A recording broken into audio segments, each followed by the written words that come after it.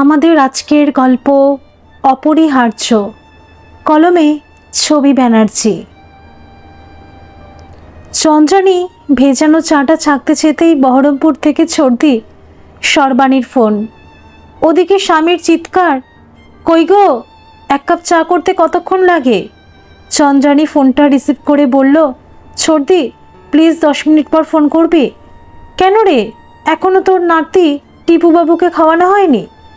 চন্দ্রানী বলল, পরে বলছি, এখন ছাড়ছি রে। জয়ন্ত চায় চুমুক দিয়ে বলল, এটা কি চা না চিরতার জল? কি এত রাজকাজ করছিলে? কাল ডালে নুন দিতে ভুলে গেলে, কদিন আগে মায়ের নিম বেগুন ভাজতে ভুলে গেলে। রান্নার সময় মনটা থাকে কোথায়? হাতা খুন্তি নাড়ানো ছাড়া কাজটাই বা কি আছে? এই বাজারে একটা সব সময়ের মাসি ডাকার খরচ কত জানো? রান্নার জোগাড় যন্ত্র সব তো যমুনা করে দেয়, আর কত আরাম চায় তোমার? চন্দ্রানী অপ্রস্তুত হয়ে বলল, বাড়িতে সেদিন নিমপাতা ছিল না, বাহানা ঠোঁটের ডগায় তৈরিই থাকে। কেন, যমুনাকে দিয়ে নিমপাতা আনানো যেত না? চন্দ্রানী বলল, দাও চাটা দাও, ওটা খেতে হবে না, আমি আরেক কাপ চা করে আনছি। এটা ফেলে দেব? টাকা তো রোজগার করতে হয় না, তাহলে বুঝতে কত ধানে কত চাল। যাকগে, আমি চা খেয়ে একটু ব্যাংকে যাব, মাকে ঠিক সময় খেতে দিও। টিপু খেয়েছে? চন্দ্রানী বলল, ওকে খাইয়ে ঘুম পাড়িয়ে দিয়েছি। জয়ন্ত চলে গেলে চন্দ্রানী ছর্দিকে ফোনটা নিজেই করে বলল, বল ছর্দি, কি বলবি? সর্বাণী বলল, তার আগে বল, তোর সৃষ্টির কাজ সামলানো হলো? মোটামুটি এ বেলার মতো শেষ। 12:30টায় মাকে খেতে দেব। তোর ফোনটা ধরতে গিয়ে ওর চাটা একটু তেতো হয়ে গেল। সর্বাণী বলল, তোর দুর্বাসা মুনি নিশ্চয়ই 4টে কথা শুনিয়েছে, নাকি চায়ের কাপ আছড়ে ভেঙেছে?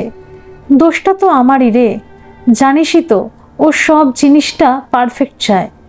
সর্বাণী বলল, হ্যাঁ রে ছুটকি, আর কতকাল এই মিনমিন করে চলবি বলতো? তোর শাশুড়ি মা আর তার সুপুত্রটি রান্নার মাসির হাতে রান্না রুচবে না বলে একটা রান্নার মাসি পর্যন্ত রাখতে দেয়নি। ছুটকি, ভালো বলছি, এবার একটু মুখটা খোল। সেই ভোর থেকে উঠে একা হাতে চা করা থেকে নিরামিষ রান্না করা, ছেলে বৌমা মেয়ে জামাইয়ের টিফিন গুছিয়ে দেওয়া থেকে শুরু করে দুর্বাসা মনির 1000টা ফাইফরমাস ঝক্কি সামলাতে গিয়ে তোর বিরক্ত লাগে না? তার উপর নাতির দেখভালও তোকেই করতে হয়। তোর মেয়ে জামাই তাদের নতুন ফ্ল্যাট না পাওয়া অবধি সেই বিয়ের পর থেকেই তোর ঘাড়েই তো ঘাটি গেড়ে বসে আছে। সবাই তো এক একজন চাকরে বাবু আর বিবি। কি দেখে মেয়ের বিয়ে দিলি রে? তোর জামাইয়ের একটু আত্মসম্মান জ্ঞান নেই? সে তো ফ্ল্যাট ভাড়া নিয়েই থাকতে পারে। তা হ্যাঁ রে, ছুটি ছাটার দিন তোর মেয়ে মালিনী বৌমা রিনা রান্নাবান্না করে, আর তোর ছেলে সুমন্ত কি ওর বাপের মতো? না রে ছর্দি, একমাত্র ছেলেটাই যা আমাকে বোঝে। আসলে ওদের খুব একটা দোষও নেই, শাশুড়ি মার খুব ছোঁয়াছুঁয়ির বাতিক। তা ওর মাছ বা মাংসটা কোনো দিন শখ করে রাঁধলে তোর ভগ্নিপতির পছন্দ হয় না, বড্ড রাগারাগি করে। তবে বউটা খুব মিষ্টভাষী, বরং মেয়েটাই বাপের মতোই পান থেকে চুন খসলে মেজাজ দেখায়। বলে সংসারে হাতা খুন্তি নাড়ানো ছাড়া আমার নাকি কাজ নেই বলে। সর্বাণী বলল, তোর বউ তো খুব বুদ্ধিমতী মেয়ে, এমন 7 চড়ে রান্না করা ভালো মানুষ শাশুড়ি পেলে, রান্না ভাত থেকে টিফিন সবটা হাতের কাছে পেলে, এমনকি বাচ্চার ধকল হাসি মুখে সইতে বউ তো মিষ্টভাষী হবেই। আর তোর মেয়ের তো দোষ নেই, সে তো ছোট থেকেই তার বাপকে এই ভাষায় মায়ের সাথে কথা বলা দেখেই বড় হয়েছে। ছুটকি, আমাদের 3 বোনের মধ্যে তুই সবচেয়ে বাবা মা আর আমাদের আদরের ছেলে। তোর শিক্ষা রূপ গুণ তো কিছু কম ছিল না। তোর কত সুন্দর গানের গলা ছিল, সেসব চুলোয় গেছে না? একাধবার হারমোনিয়ামটা নিয়ে বসিস? ছর্দি, সেসব তো প্রাগৈতিহাসিক যুগের কথা রে।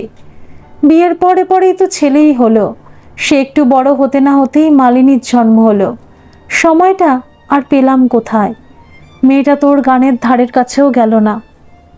তোর মনে আছে ছুটকি, বিয়ের পর তোরা হানিমুনে বেনারস গিয়েছিলি, সঙ্গে তোর শ্বশুর শাশুড়িও গিয়েছিল। ছেলের হানিমুনে শ্বশুর শাশুড়িও যে সঙ্গে যায়, এটা বাবার জন্মে কখনো শুনিনি। তবু তোর মুখে কোনো অভিযোগ ছিল না। তারপর আর এতদিনেও তুই কোথাও বেড়াতে যাসনি, অথচ তোর বর তার বাবা মার দায়িত্ব তোর ঘাড়ে ফেলে দিয়ে দিব্যি বন্ধুদের নিয়ে এ দেশ সে দেশ ফুর্তি করে ঘুরে বেরিয়েছে।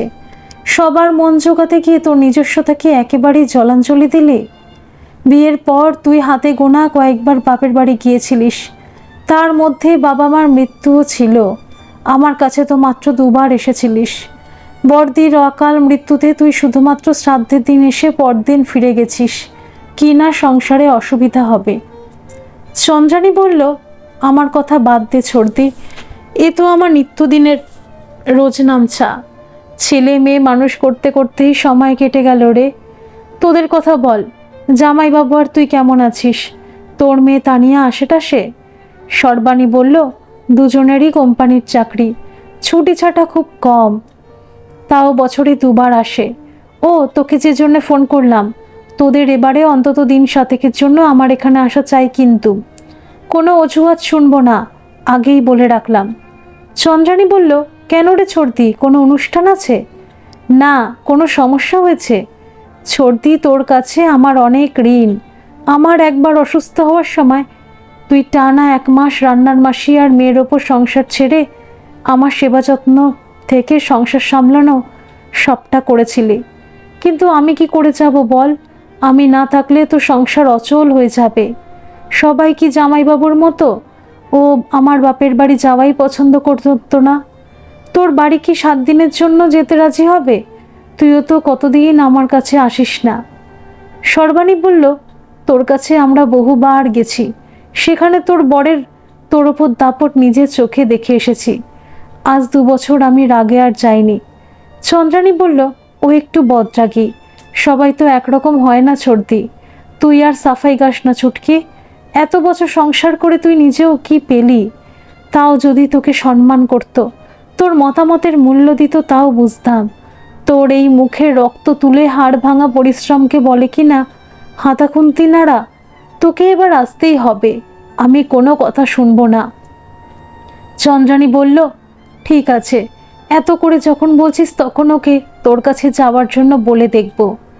তবেও যেতে রাজি হবে কিনা জানি না। আর অবশ্যই তোর দুর্বাসা মণিকেও সঙ্গে আনিস। আমরা ভালো আছি, তোদের একটা সারপ্রাইজ দেওয়ার জন্য ডাকছি। কটা দিন মেয়ে আর বৌমার হাতে সংসারটা ছেড়ে দিয়েই দেখ না। তারপর দিনই রাতে চন্দ্রানীর স্বামীর মেজাজ বুঝে বলল, হ্যাঁ গো, একটা কথা বলবো। জয়ন্ত খেকিয়ে বলল, দিলে তো ঘুমের 12টা 5 বাজিয়ে। ঘুমের ট্যাবলেট খেয়ে ঘুমাতে হয় জানো না? যা বলার তাড়াতাড়ি বলো। চন্দ্রানী বলল, 2 দিনের জন্য একবার বহরমপুরে ছর্দির বাড়ি চলো না। ছর্দি বারবার করে বলছিল আমাদের নাকি সারপ্রাইজ দেবে। জয়ন্ত সোজা বিছানায় উঠে বসে বলল, রাত দুপুরে মশকরা করছো? সারপ্রাইজ দেবে? নিশ্চয়ই তোমার দিদি না হয় জামাইবাবুর জন্মদিন হবে। তোমার ছর্দি সারপ্রাইজের ধাক্কা সামলাতে 1 গাদা টাকা খরচ করি আর কি। মায়ের কি হবে? মেয়ে বৌমা দুজনেই চাকরি করে, বাচ্চা ছেলেটাকে দেখতে হয়, সংসারটা চলবে কি করে ভেবে দেখেছো? তাও যদি কারোর অসুখ বিসুখ করলে না হয় কথা ছিল। তোমার ছর্দি সবসময় হুজুগে মেতেই থাকে, সে বললেই ধেই ধেই করে নাচতে নাচতে আমাদের ছুটতে হবে। তবু চন্দ্রানী মরিয়া হয়ে বলল, এতকাল ধরে তো ঘরের মধ্যে বন্দি হয়ে জীবনটা কেটে গেল। জয়ন্ত বলল, কি বললে? শ্বশুর শাশুড়ির ছেলে বৌমা নাতি নাতনি নিয়ে সংসার করা, বৃদ্ধ শ্বশুর শাশুড়ির সেবা যত্ন করাকে কে বন্দি থাকা হয়ে বলে? এসব নারী স্বাধীনতাগিরির পাট্টা দিচ্ছে কে তোমাকে? তাও যদি 5টা টাকা রোজগারের মুরত থাকতো। যত সব বিরক্তিকর কথা বলেই মাথাটা ধরিয়ে দিলে। পরদিন সবাই কাজে বেরিয়ে গেলে চন্দ্রানী তার ছেলের ঘরে এসে ছর্দিকে ফোন করলো। ও প্রান্ত থেকে সর্বাণী বলল, বল ছুটকি, জয়ন্ত আসতে রাজি হলো? চন্দ্রানী বলল, শুধু শুধু তোর কথা শুনে ওকে বলতে গিয়ে 4টি কথা শুনলাম। বোবার শত্রু নেই ভেবেই তো এতটা কাল চলে গেল। খাওয়া পড়া আর মাথার ওপর ছাদ নিয়েই তো আমাদের মতো মেয়েদের চলতে হয় রে। সবটাই অভ্যেস করে নিতে হয়। প্রতিবাদটা অন্তরে থাকলেও মুখে আর প্রকাশ করতে পারলাম কোথায়। আমার আর সারপ্রাইজ পেতেও ইচ্ছা করে না। কোনো রকমে দিনগত পাপ ক্ষয় করেই যে কটা দিন চলে। সর্বাণী বলল, হ্যাঁ রে ছুটকি, তোর শরীরে কি সত্যি মানুষের রক্ত আছে? তোর কি সত্যি নিজের বলে ছাদ আছে? একটা ফোন করতে গেলেও তোকে লুকিয়ে করতে হয়। তুই তো জয়ন্তর সংসারে ছাই ফেলতে ভাঙা কুলো। ওই ভাঙা কুলোর যেটুকু কদর আছে তোর সেটুকুও নেই। যাকগে, এবার আমি যেটা বলছি তুই সেটা শুনবি। তুই লুকিয়ে কাউকে কিছু না বলে চলে আয়। চন্দ্রানী বলল, ছর্দি, আমি চিরকাল তো তোর কাছে থাকতে পারবো না। এখানে ফেরার পর ঝড়টা তো আমার ওপর দিয়ে যাবে। আমাকে নিয়ে তুই আর ভাবিস না ছর্দি। শোন ছুটকি, সংসারে থাকতে গেলে মাঝে মাঝে ফোঁস করতেও হয়। তোকে আমি চিরকাল রাখতেই পারি, কিন্তু তোর ভরা সংসার ছেড়ে তোকে রাখবই বা কেন? তুই তোর সংসারে কতটা অপরিহার্য সেটা ওদের একবার দেখানোর দরকার। এতকাল তো কাউকে কুটো ভেঙে দুটো করতে হয়নি। এবার বরং ওরাই দেখুক কত ধানে কত চাল। ছুটকি, একবার অন্তত একটু সাহস দেখা। আমরা তোর পাশে চিরদিন থাকব। চন্দ্রানী বলল, তোদের পরিকল্পনাটা কি আমি বুঝতে পারছি না, কিন্তু সবাইকে লুকিয়ে কি করে যাব সেটাই ভাবছি। সর্বাণী বলল, আচ্ছা জয়ন্ত দুপুরে কি ঘুমোয়? বেশ নাক ডাকিয়ে ঘুমোয়। আর তোর ছেলে বৌমা মেয়ে জামাই কাছ থেকে কখন বাড়ি ফেরে? সবাই মোটামুটি সন্ধ্যে 6:30টার মধ্যেই ফেরে। ভালো কথা, এবার মন দিয়ে শোন। ঠিক 7 দিন পর, মানে সামনের বুধবার, তোর ছেলে বউ মেয়ে জামাই কাজে বেরিয়ে গেলে দুপুরে খাওয়া দাওয়ার পর তুই টিপুকে ঘুম পাড়িয়ে যমুনার হেফাজতে রেখে লুকিয়ে একটা ব্যাকপ্যাক করে রেডি থাকবি। আমি ফোন করলেই তুই চট করে বাড়ি থেকে বেরিয়ে আসবি। আমরা গাড়ি নিয়ে তোর বাড়ির থেকে 2-3টে বাড়ির পর অপেক্ষা করব। আর এই কটা দিন বাড়ির সবাইকে ভালো মন্দ খাইয়ে তাক লাগিয়ে দে। সব বুঝলি তো? চন্দ্রানী বলল, আমার খুব ভয় করছে ছর্দি। এটাই কি তোর সারপ্রাইজ? না রে, শুধু প্ল্যানটা একটু বদলাতে হলো। আমি ঠিক সময় তোকে ফোন করব। চন্দ্রানী খাওয়া দাওয়ার পাট চুকিয়ে একটু বিশ্রাম নিতে না নিতেই শাশুড়িমার গলা, বৌমা 4টে বাজতে চললো, আমাকে আর খোকাকে চা দাও। টিপু কি খাবে দেখো, ওকে তৈরি করে যমুনাকে বলো একটু সামনের পাট থেকে ঘুরিয়ে আনবে।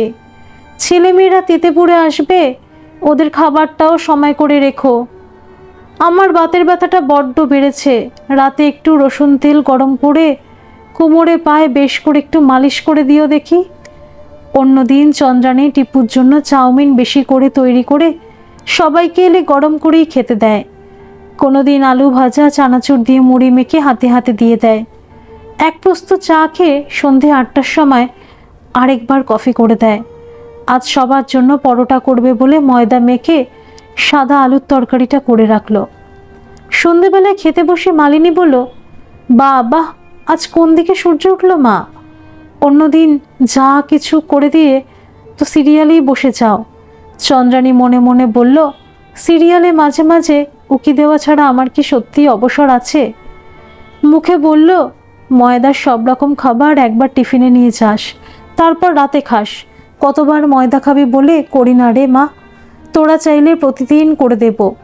সুমন্ত বলল, মা তো ঠিকই বলেছে, আমার তো মায়ের মুড়ি মাখাটাই বেশি ভালো লাগে। জামাই বলল, বেশ তো, আজ রাতে ভাত খাওয়া যাক। চিকেন কষা, মুগের ডাল, পনিরের তরকারি আর মায়ের স্পেশাল ফ্রেঞ্চ ফ্রাই। সর্দিটার যে কী প্ল্যান কে জানে। তার কথা মতোই এই কটা দিনে চন্দ্রানী বিকেলে কোনো দিন ভেজিটেবিল চপ থেকে শুরু করে ডিমের ডেভিল, চিকেন কাটলেট, এগরোল বানিয়ে সবাইকে খেতে দেয়। এর মধ্যে একদিন শাশুড়িমার পছন্দ মতো পোলাও, 2টো নিরামিষ তরকারি, ভাজা চাটনিও করে দিল। বাড়ির সবার জন্য আলাদা মাছের 2 রকম পদ হলো। আর মাত্র হাতে গোনা কটা দিন বাকি আছে।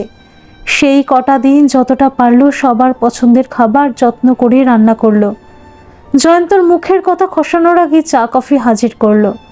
জয়ন্ত মনে মনে বলল, যাক, ওষুধে ভালোই কাজ হয়েছে। নির্দিষ্ট দিনে চন্দ্রানী বুক ঢিপ ঢিপ করতে করতে ছর্দির ফোনটা আসা মাত্রই চটপট বেরিয়ে পড়ল। সর্বাণী বোনকে দেখে বলল, উঠে আয়, ফোনটা সুইচটা অফ করে দে। জামাইবাবু বলল, খুব ভয় করছে চন্দ্রানী? সত্যি বলতে আমারও খুব টেনশন হচ্ছে, কিন্তু আমি তো বরাবর তোমার ছর্দির চেয়ে আজ্ঞের চাকরের ভূমিকা পালন করে এসেছি, তাই মুখ বুঝে শুধু আদেশ পালন করেছি। ভেবো না তোমার ছর্দি একাই 100। সর্বাণী বলল, নিরুপায় হয়ে অনেকটা আগে তোকে আসতে বলেছি, ট্রেন তো 6:30টায়। যাগ্গে স্টেশনে গল্প করতে করতেই সময় কেটে যাবে। চন্দ্রানী বলল, ট্রেনে কোথায় যাবো রে? আমরা পুরী যাচ্ছি, এটাই তোদের জন্য সারপ্রাইজ ছিল। চন্দ্রানী বলল, কাউকে না বলে আসাটা ঠিক হলো না রে, বাড়িতে কিছুক্ষণ পর দক্ষযজ্ঞ শুরু হয়ে যাবে। সর্বাণী বলল, তোর এই ভয় আর সবাই কি মনে করবে মনে করাটা এবার ছাড়। তোর এই মিনমিনে স্বভাবের জন্য জয়ন্ত এত পেয়ে বসেছে। আমার পাল্লায় পড়লে মুখে ঝামা ঘষে দিতাম। ভাবিস না, ট্রেন ছাড়লে আমি জয়ন্তকে ফোন করে দেব। ট্রেনে গুছিয়ে বসে সর্বাণী জয়ন্তকে ফোন করে বলল, জয়ন্ত, আমি সর্বাণীদি বলছি। জয়ন্ত বলল, তোমার সঙ্গে কথা বলার আমার সময় নেই সর্বাণীদি, চন্দ্রানী বাড়িতে নেই, ওর জন্য সবাই আমরা টেনশনে আছি, আর কিছুক্ষণ দেখে থানায় যাব। সর্বাণী বলল, সেই জন্যই ফোনটা করছি, ছুটকি আমাদের সঙ্গেই আছে। জয়ন্ত রেগে গিয়ে বলল, মানেটা কি? মানেটা খুব সহজ জয়ন্ত, আমরা পুরী যাচ্ছি, তুমিও সঙ্গে যাবে বলে 4টে টিকিট কেটে একটা ক্যান্সেল করতে হলো। ভেবেছিলাম এটা তোমাদের সেকেন্ড হানিমুন হিসেবে আমাদের তরফ থেকে একটা উপহার আর সারপ্রাইজ দেব। আদিগন্ত বিস্তৃত নীল সমুদ্রের পাড়ে বসে সূর্যোদয় ও সূর্যাস্ত দেখতে দেখতে তুমি আমার বোনটাকে একটু ভালোভাবে চিনবে, বুঝবে। দুর্বাসা মনির খোলস ছেড়ে আমার বরের মতো মহাদেবে রূপান্তরিত হবে। জয়ন্ত বলল, ন্যাকামি হচ্ছে? বাড়ি শুদ্ধ সবাইকে টেনশনে রেখে আমার বিনা অনুমতিতে ওরা তো সাহস হয় কি করে? কেন জয়ন্ত, ছুটকি তো তোমার অনুমতি চেয়েছিল। জয়ন্ত বলল, তার একটা আক্কেল বিবেচনা নেই? এতগুলো মানুষকে অসুবিধায় ফেলে ও ফুর্তি করতে চলে গেল। না হয় ফুর্তি করতেই যাচ্ছে, তাতে সমস্যাটা কি হলো? তোমার সংসারে ছুটকির তো শুধু হাতাখুন্তি নাড়ার সামান্য কাজ ছিল। এই সামান্য কাজটা ইচ্ছা করলে তোমার মেয়ে বৌমাই তো করতে পারে। ওরা আলাদা থাকলে ওদের নিজেদের সংসারটা তো নিজেদেরই সামলাতে হতো। জয়ন্ত বলল, আর আমার বৃদ্ধা মা, দুধের শিশু নাতির কি হবে? তোমার মা বৃদ্ধা হতে পারেন, কিন্তু শয্যাশায়ী নন। চন্দ্রানী তো সেই বিয়ের পর থেকেই শ্বশুর শাশুড়ির সেবা যত্ন দেখভাল করেছে। তোমার বাবা গত হয়েছেন, এবার না হয় কিছুদিন তুমি মায়ের দেখভাল করো। মায়ের ছেলে হিসাবে এটা তো তোমারও কর্তব্য। আর নাতিকে দেখার জন্য আয়া সেন্টার থেকে আয়া রাখো। হাজার হাজার চাকুরিরতা মায়েরা এভাবেই সন্তান মানুষ করে। তোমার তো টাকার অভাব নেই, ছেলে বৌমা মেয়ে জামাই সবাই প্রতিষ্ঠিত। তাছাড়া মাথার ওপর তুমি তো থাকলেই, মাত্র কিছুদিনের ব্যাপার তো। জয়ন্ত বলল, বুঝতে পারছি, চন্দ্রানীর ব্রেন ওয়াশটা বেশ ভালোভাবেই করেছ। তা তিনি ফিরবেন কবে? যেখানেই যাক তাকে তো ঘুরে ফিরে শেষ পর্যন্ত এখানেই আসতে হবে। সর্বাণী বলল, ছুটকির ফিরতে দিন 15 লাগবে। পুরী থেকে ফিরে আমরা একবার বর্ধমানে দেশের বাড়ি যাব। ওখানকার জমি জায়গার বাড়িটা বেচে দেব। খদ্দের ঠিক করা আছে, এতদিন আমি দেখভাল করতাম। ফসল বেচার টাকা সব হিসেব রেখেছি, ওটার 3 ভাগের 1 ভাগ টাকা ছুটকির। আর সব বেচলে প্রায় 20-25 লাখ টাকা এক একজনের ভাগে পাবে। ছুটকির তো টাকা পয়সার স্বাধীনতাও নেই। এই টাকাও নিজের অ্যাকাউন্টে রেখে ছেলে মেয়েকে নমিনি করে রাখবে, আর নিজের খুশি মতো খরচ করবে। জয়ন্ত বলল, বেশি নারী স্বাধীনতার বুলি কপছিও না। চন্দ্রানী আমার স্ত্রী, আমি ওর গার্জেন।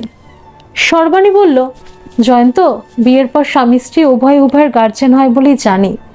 তোমার গার্জেনগিরি ছেলে মেয়ের ওপর ফলাতে পারো তো, নাকি শুধুই বউয়ের ওপরই ফলাও? একটা পরিষ্কার কথা তুমি শুনে রাখো জয়ন্ত, চন্দ্রানী তোমার একনায়নতন্ত্রগিরি আর মানবে না।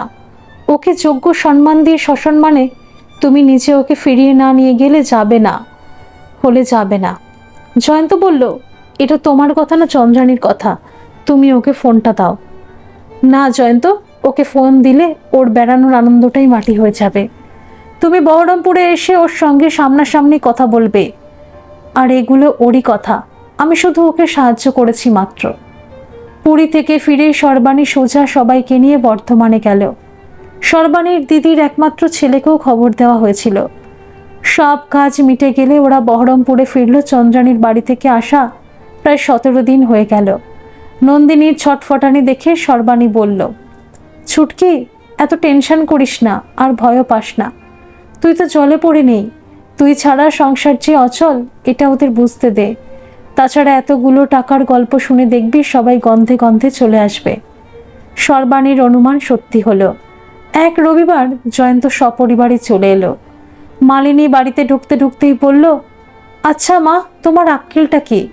কাউকে কিছু না জানিয়ে হুট করে লুকিয়ে চলে গেলে? এই জন্যেই বুঝি প্ল্যান করে কদিন ভালো মন্দ রান্না করেছিলে? কেন আমাদের বলে গেলে তো আগে থেকেই একটা ব্যবস্থা করতে পারতাম। বাপরে, সোজা চক্ষি পোয়াতে হলো। রান্নার মাসি ঠিক করা, আয়া ঠিক করা। এই কদিন রান্নার মাসি রান্না খেয়ে সবার মুখে চড়া পড়ে গেছে। ঠাম্মা আবার রান্নার মাসি রান্না খাবে না বলে বাবাকে নিরামিষ রান্না করতে হতো। বাবার কি এসব করার অভ্যাস আছে? আমার কাছে কি টিপু ভালো থাকবে? সর্বাণী বলল, হ্যাঁ রে মালিনী, দুদিন পর তো তোকে নিজের ফ্ল্যাটে চলে যেতে হবে। তখন তো তোকেও রান্নার মাসি, কাজের মাসি, ছানাপানা হলে আয়া মাসির ওপর নির্ভর করেই চলতে হবে। তারপর ধর সুমন্ত যদি বাইরে চাকরি করত, তখন তাদেরও আয়া মাসি আর অন্য মাসিদের ওপরেই নির্ভর করতে হতো রে।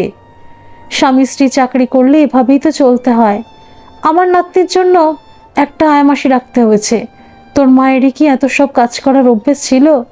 বাবার কটা দিনের কষ্টটাই চোখে পড়ল, মায়ের কষ্টটা বুঝি দেখতে পাস না? সুমন্ত আর রিনা বলল, আমরা তো অনেক আগে রান্নার মাসি রাখার কথা বাবাকে বলেছিলাম। আসলে বাবাই তো সংসারটা পরিচালনা করে, তাই বাবার সিদ্ধান্তের ওপর আমরা তেমন জোর করিনি। এখন বুঝতে পারছি মাকে কি খাটুনি না খাটতে হয়। গোটা সংসারটাই মায়ের অভাবে লণ্ডভণ্ড হয়ে গেছে। মালিনী বলল, আসলে ছোটবেলা থেকেই তো মাকে এসব করতেই দেখে এসেছি। যাকগে, শুনলাম মা নাকি বাপের বাড়ির সম্পত্তি বেচে 20-22 লাখ টাকার মালিক। তাই বলছিলাম, মা যদি আমার ভাগ্যের অর্ধেক টাকাটা আমাকে এখনই দেয় তাহলে একটা গাড়ি কিনতে পারি। জয়ন্ত এতক্ষণ চুপ করেছিল। বলল, তোর মার এত টাকার দরকারটাই বাকি। তোকে অর্ধেক দিলে আমার আপত্তি নেই। বাকি টাকায় নিজেদের জন্য একটা গাড়ি কিনলেই হয়। চন্দ্রানী বলল, আমার টাকাতে তোমার আপত্তি বা সম্মতি দেওয়ার কোনো অধিকারই নেই। টাকা আমার অ্যাকাউন্টে থাকবে, ছেলে মেয়ে দুজনের নামে নমিনি করা থাকবে। আমি ইচ্ছে মতো খরচ করার পর যদি কিছু থাকে আমার মৃত্যুর পর পাবে। আর একটা কথা, লকারে গয়নার চাবিটা আমার কাছেই থাকবে। জয়ন্ত বলল, ওই লকারে তো তোমার আমার নামেই করা হয়েছে। চন্দ্রানী বলল, লকার 2 নামে করা হলেও ওটা আমাকে কখনো তুমি খুলতে দাও না। অথচ গয়নাগুলো সব আমার বাবার দেওয়া, ওগুলো সবই তোমার হেফাজতেই থাকে। ছর্দি আমার ছেলে মেয়ের বিয়েতে দুজনকে সোনার গয়না দিয়েছিল। ছর্দির একমাত্র মেয়ের বিয়েতে আমাকে তো আসতেই দিলে না। আমার গয়না থেকে একটা চেন দিতে চেয়েছিলাম, সেটা না দিয়ে 5,000 টাকা পাঠিয়েছিলে। জয়ন্ত বলল, তোমার ছর্দি বুঝি এসব কথা তোমার মাথায় ঢুকিয়েছে? বাপের বাড়ির সম্পত্তি বেচা টাকা পেয়ে ধরাকে সরাজ্ঞান করছো? না, এসবই আমার কথা। কখনো বলতে হবে একবারও ভাবিনি। দিনের পর দিন তোমার তাচ্ছিল্য আর অবহেলা আমাকে মুখ খুলতে বাধ্য করেছে। বাপের বাড়ির টাকা না পেলেও আমি ঠিক করেছিলাম অর্ধেক গয়না বেচে নিজের কাছেই রাখবো। আর একটা কথা, আমি ফিরে যাওয়ার পর রান্নার মাসি ছাড়াবে না। আমি শুধু মায়ের নিরামিষ রান্নাই করব, আয়া মাসিও থাকবে। আমি আমার নাতিকে আদর করে শুধু খাইয়ে দেব, ওকে দেখে রাখবো। ইচ্ছে হলে ভালো মন্দ 2-1টা পদ রান্না করব। সুমন্ত বলল, মা একদম ঠিক কথা বলেছ। বাবা তোমার সম্মানের কথা ভেবে এতদিন আমি কিছু বলিনি। তুমি বোধহয় ভুলে যাচ্ছ মায়েরও বয়স বাড়ছে। তার ইচ্ছে অনিচ্ছে শখ শৌখিনতা বলে কিছু থাকতেই পারে। গোটা পরিবারের কাছে মা শুধু অভ্যেসের দাস হয়েছিল। এই শিক্ষাটা আমাদের সবার জন্য খুব দরকার ছিল। ধন্যবাদ সকল বন্ধুরা। এই গল্পটি যদি আপনাদের ভালো লেগে থাকে তাহলে অবশ্যই একটা লাইক করে দেবেন। আর এই চ্যানেল নতুন হয়ে থাকলে চ্যানেলটিকে সাবস্ক্রাইব করে আমার পাশে থাকবেন। আর পাশে থাকা বেল আইকনটিকে প্রেস করে দেবেন যাতে সমস্ত গল্পের নোটিফিকেশনগুলি সবার প্রথমে আপনাদের কাছে পৌঁছে যায়।